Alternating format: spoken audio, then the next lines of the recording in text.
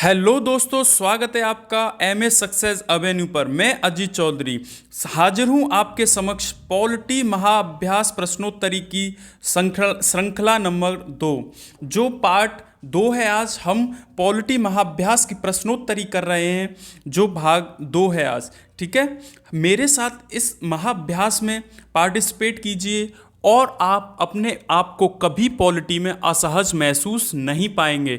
मेरा विश्वास है कि आप कभी भी जब भी परीक्षा में बैठेंगे तो पॉलिटी के क्वेश्चनों को बड़ी आसानी से टैकल कर पाएंगे। ठीक है, तो साथ दीजिएगा मेरा महाअभ्यास प्रश्नोत्तरी में। स्टार्ट करते हैं आज का क्वेश्चन। क्वेश्चन नंबर 1 है आपका। क्वेश्चन नंबर 1 है, भारत के संविधान है, जो भारत का संविधान है वो निम्न में से कैसा है? तो वो है आपका अर्धसंघात्मक। अर्धसंघात्मक संविधान हम इसलिए कहते हैं क्योंकि हमारे यहाँ पे जो व्यवस्था है वो संघीय ही है, संघीय व्यवस्था को अपनाया गया है। लेकिन अर्धसंघात्मक एक केसी वियर नाम के व्यक्ति थे, उन्होंने कहा था। क्यों? क्योंकि आपातकाल के दौरान जो संघीय व्यवस्था है वो एकात्मकता में बदल जाती है। ठीक है, तो इसलिए अर्धसंघात्मक हमारे संविधान को कहा जाता है। नेक्स्ट क्वेश्चन है आपका। क्वेश्चन नंबर नेक्स्ट है, निम्नलिखित में से कौन संसदीय सरकार की अतुलनीय विशेषता है? तो आपको बता दें, कार्यपालिका और विधायिका का संलयन। कार्यपालिका और विधायिका का बहुत ही नज़दीकी मामला है केंद्र जो संसदीय सरकार होती है उसमें। ठीक है, कार्यपालिका विधायिका में ही निहित होती है। चलिए नेक्स्ट क्वेश्चन करते हैं। क्वेश्चन नंबर 2 है, भारत की जो नागरिकता है, भारत की नागरिकता निम्न में से किस विधियों द्वारा प्राप्त की जा सकती है?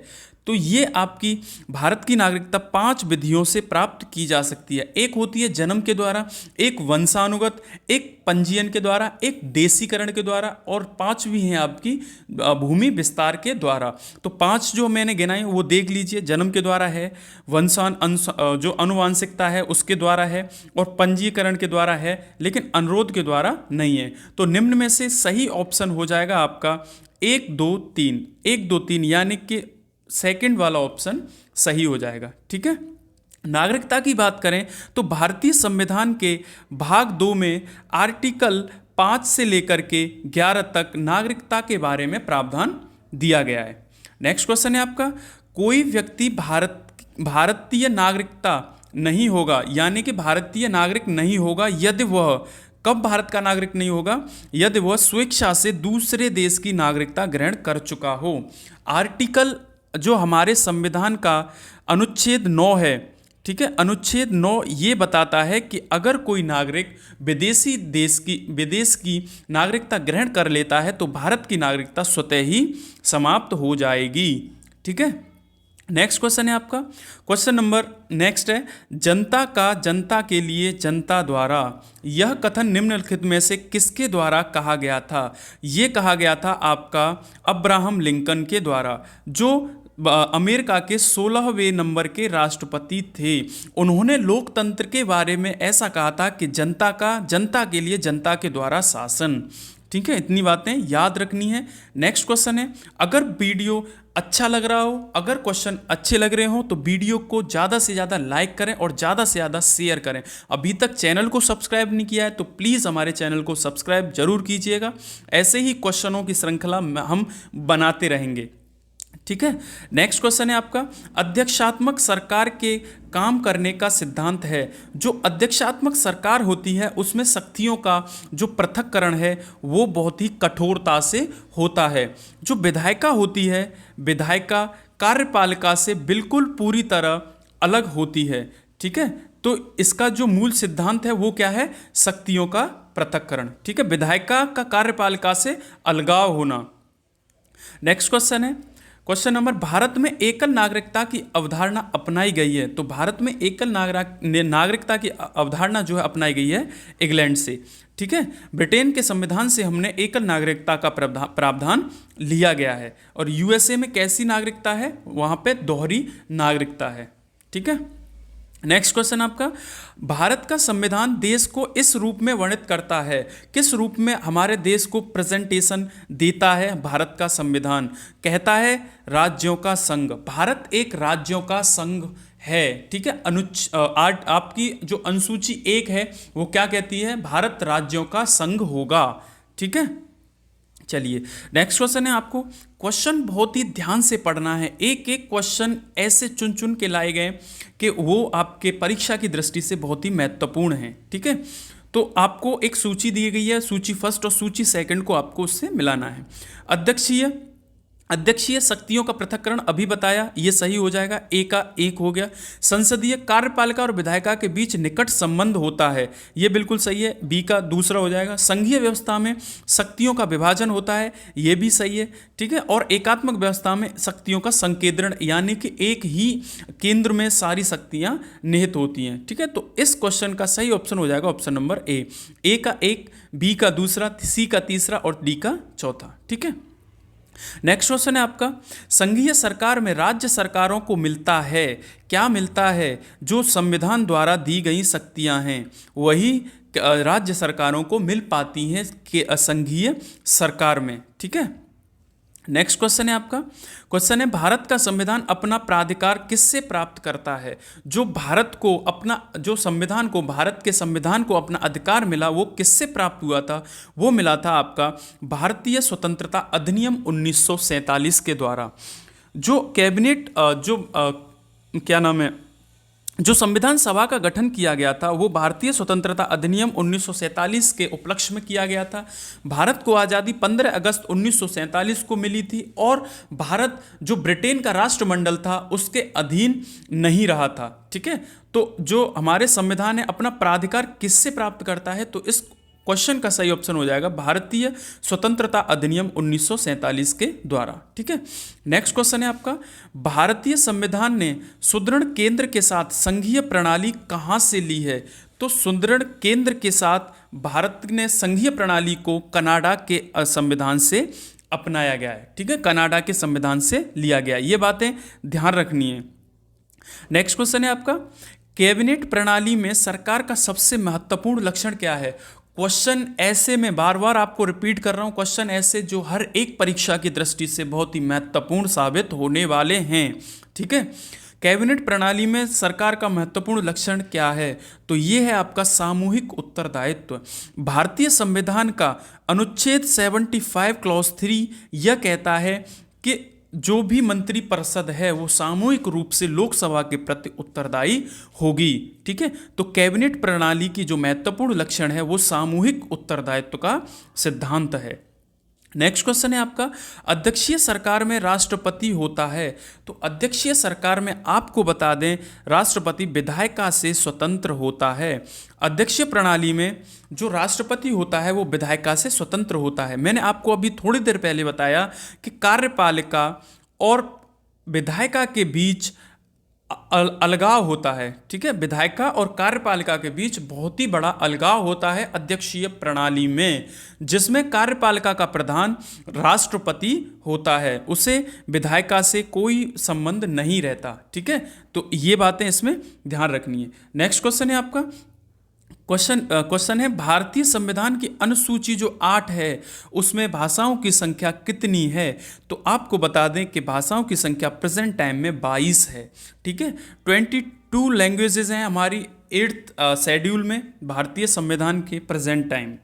नेक्स्ट क्वेश्चन है आपका, राष्ट्रपति द्वारा राज्यसभा के सदस्यों के नामांकन का नियम, जो राष्ट्रपति द्वारा जो राज्यसभा में सदस्यों को नामांकन किया जाता है वो किस देश के संविधान से लिया गया है, ये आपको बता दें किस आयरलैंड के संविधान से इस विधि को ग्रहित किया गया है। आयरलैंड के संविधान से एक और चीज़ ली गई है, DPSP, directive principle for state policy, राज्य के नीति निदेशक तत्व, ठीक है, इसको भी ग्रहण किया गया है।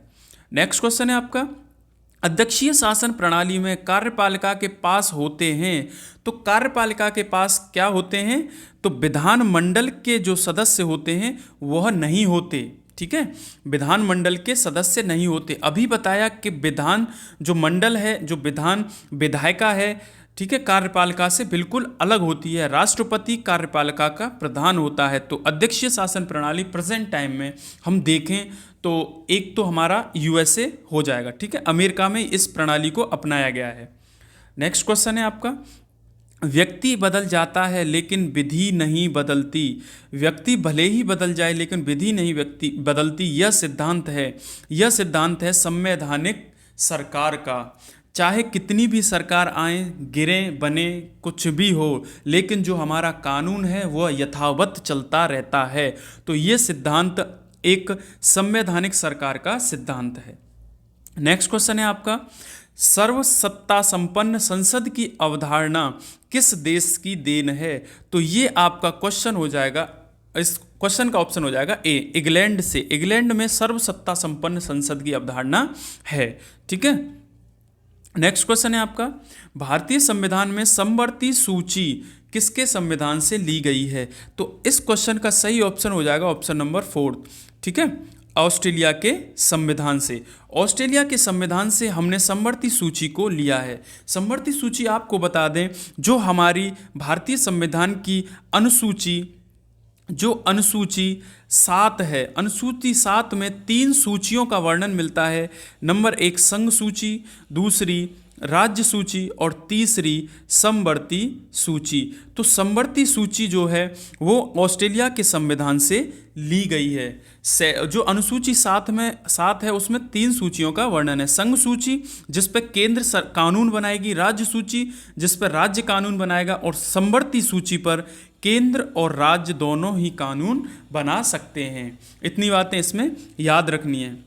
नेक्स्ट क्वेश्चन है, यह परंपरा किस देश में विद्यमान है? Once a speaker always a speaker.